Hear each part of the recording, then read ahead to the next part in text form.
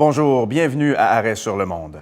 Le Québec a toujours revendiqué sa place sur l'échiquier mondial. Pendant près d'un demi-siècle, autant les gouvernements péquistes que libéraux qui se sont succédés ont toujours revendiqué, défendu cette autonomie, cette liberté d'action. Mais l'arrivée d'un nouveau gouvernement va-t-elle changer quelque chose? Avant de répondre à la question, regardons ceci. Depuis l'adoption de ce qu'on a appelé la doctrine Gérin-Lajoie en 1965, le Québec affiche clairement sa volonté à s'inscrire dans l'espace international en se basant sur un principe. Ce qui est de sa compétence chez lui l'est également à l'extérieur de ses frontières.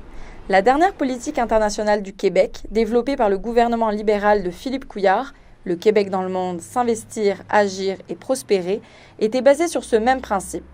Le Québec souhaitait renforcer son réseau de représentation à l'étranger et agir à l'international, autant sur le plan économique que social et culturel.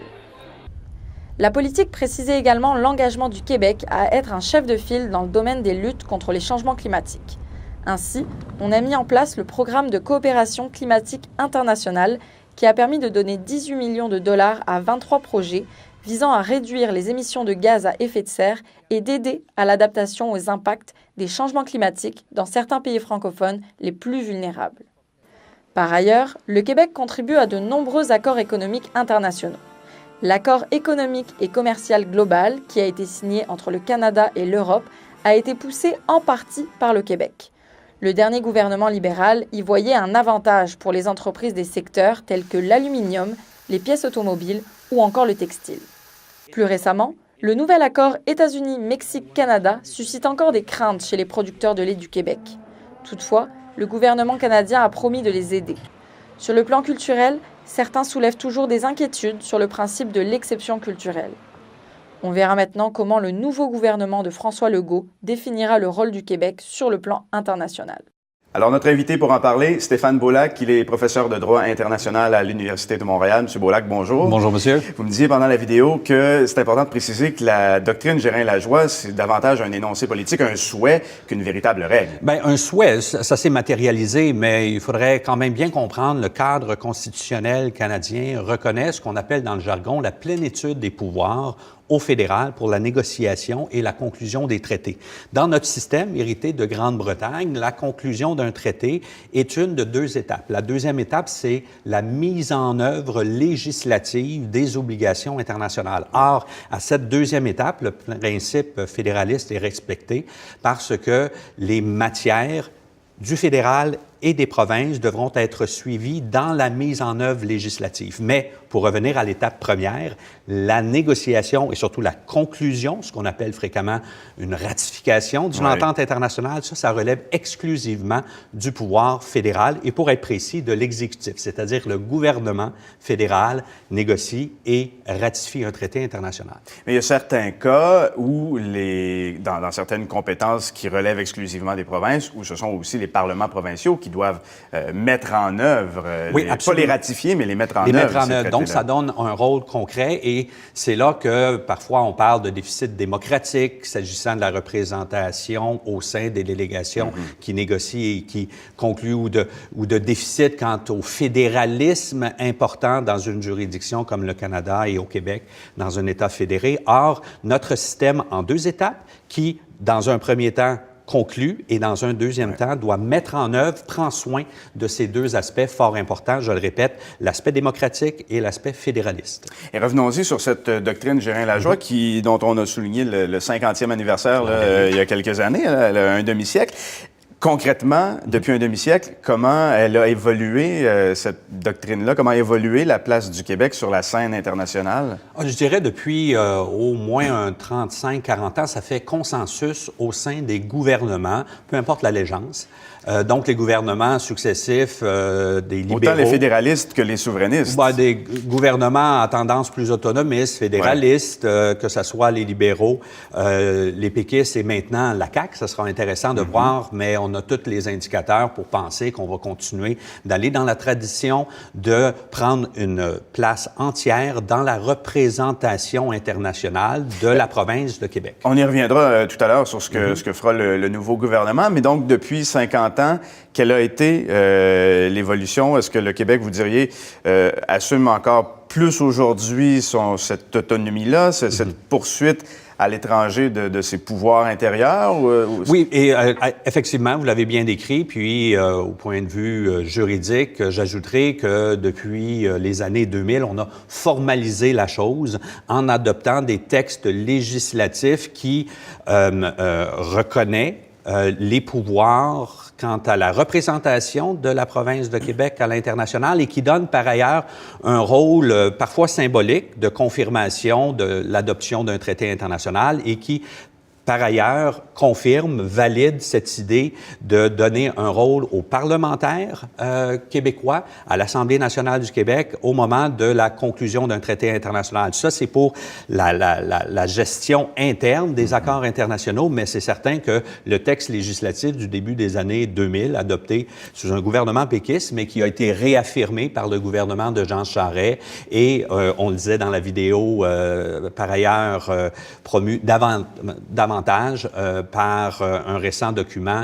de l'ancien gouvernement Couillard. Et encore une fois, reste à voir comment ça continuera dans la même veine, mais on a tous les indicateurs pour le croire avec le nouveau gouvernement Legault. Et comment le gouvernement fédéral, lui, a vu, comment lui-même a évolué par rapport à cette volonté du Québec de s'affirmer sur la scène internationale? Trudeau père était pas très enchanté à l'idée. Ouais. Maintenant, comment ça se passe? Bien, écoutez, là, il y a lieu de retourner au tout début, peut-être, de l'affirmation de cet énoncé politique lié à l'ancien ministre de l'Éducation, Paul Gérin-Lajoie, fin des années 60, énonce cette idée que ce qui est de compétence, en vertu de l'article 92 de la loi constitutionnelle de 1867, pour les provinces, en particulier, en l'occurrence, le Québec, devrait également lui permettre de faire des représentations à l'international.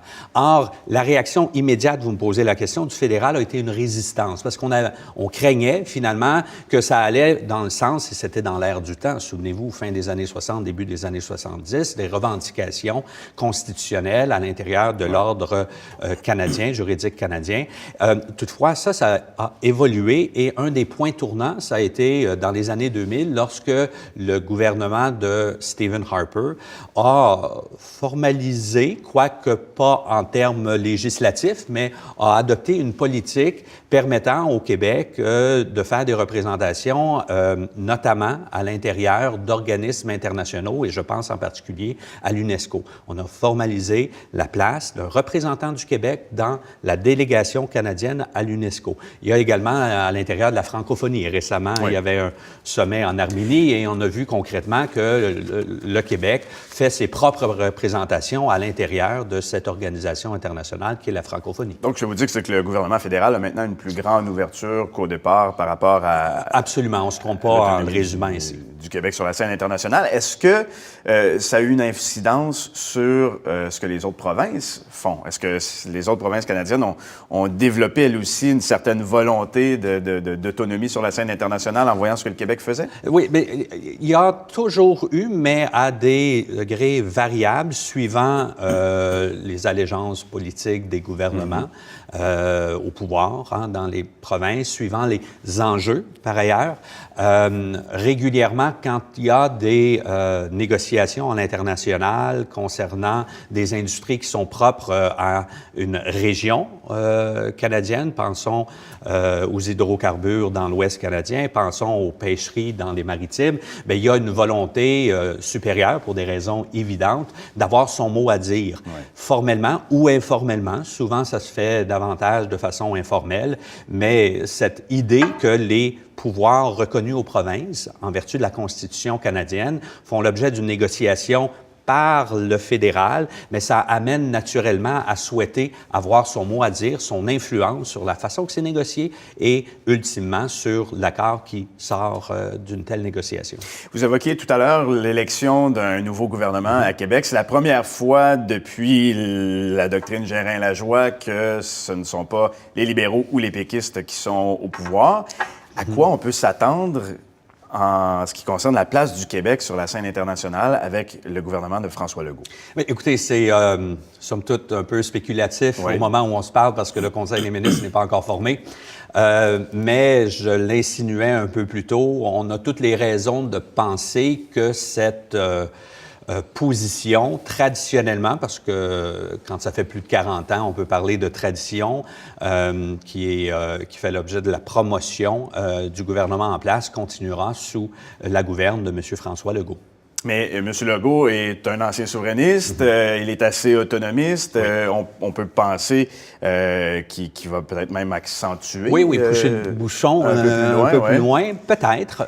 Reste à voir. Qu'est-ce qui est certain, c'est que dans une large mesure, moi je suis d'avis, d'accord avec ceux et celles qui soulignent qu'il y a déjà une très grande autonomie qui est assumée par la province de Québec à l'international.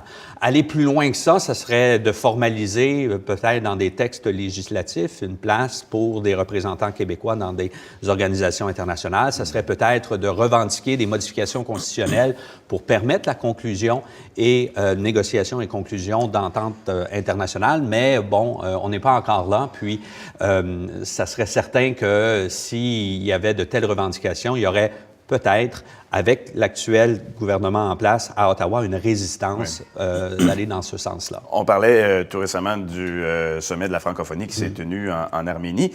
M. Legault, à peine élu, a tenu à y aller. Oui. Il a même multiplié les rencontres. Est-ce qu'il faut y voir là un signe d'intérêt certain? Oui, parce que bien que l'agenda électoral faisait en sorte que il était un peu coincé, si je puis dire, mais il ne voulait quand même pas manquer cette occasion pour justement continuer dans la tradition de faire pleine représentation de la province de Québec à l'international. Et il y a aussi, au point de vue politique, une belle occasion de réseautage, n'est-ce pas, à l'intérieur d'un regroupement que la province de Québec a toujours vraiment utilisé pour faire que ce soit au point de vue culturel, mais plus largement que ça, pour établir des liens qui peut-être auront des conséquences positives au point de vue économique. Alors, le Québec a un siège à la francophonie, un siège à l'UNESCO, il a une représentation à l'UNESCO. À l'intérieur de la délégation canadienne. Il n'y a pas un vote séparé, ça c'est important. Il a des représentations, pas diplomatiques forcément, mais presque dans la forme, dans une bonne dizaine de pays, des missions. Dans quel domaine le Québec est très actif en ce moment et surtout, en fait, dans quel domaine le Québec va être appelé à être actif dans les prochaines années? Quels sont les prochains enjeux qui vont intéresser le Québec sur la scène internationale, en fait?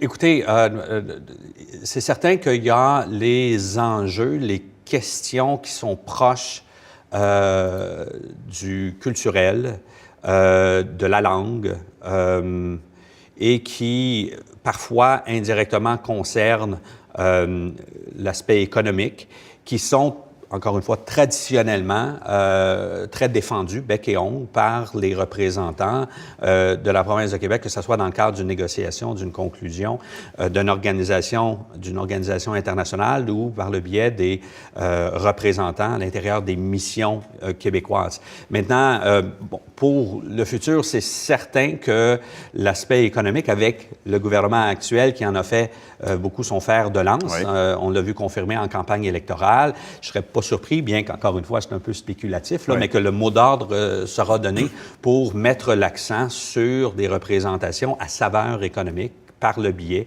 de ces missions du Québec à l'international. Mais d'ailleurs, ces représentations-là à l'étranger sont déjà très axées sur les relations commerciales, un peu l'immigration aussi, mais il y a un autre facteur, évidemment, qui est indéniable, c'est, on l'a abordé, la culture, la langue française, la place du Québec à l'étranger, sur la scène internationale, est quand même très attachée un peu au mandat de l'Organisation internationale de la francophonie. Ça se ressemble, c'est les mêmes objectifs. Oui. À ça, on pourrait ajouter par ailleurs l'éducation supérieure. Ah oui? La reconnaissance, ça concerne la main-d'œuvre, la reconnaissance de compétences et de diplômes étrangers. Tout ça a fait son petit bonhomme de chemin depuis des années, à l'aide notamment de représentation du Québec à l'étranger. Et oui, dans une large mesure, vous avez bien raison de dire, puis ça concerne aussi ses compétences constitutionnelles. On tourne autour de ces mêmes questions qui sont reconnues formellement à l'article 92 de la loi constitutionnelle de 1867. Stéphane Beaulac, professeur de droit international à l'Université de Montréal, merci d'avoir été avec nous sur ce plateau. Ça fait grand plaisir. Au revoir. Au revoir.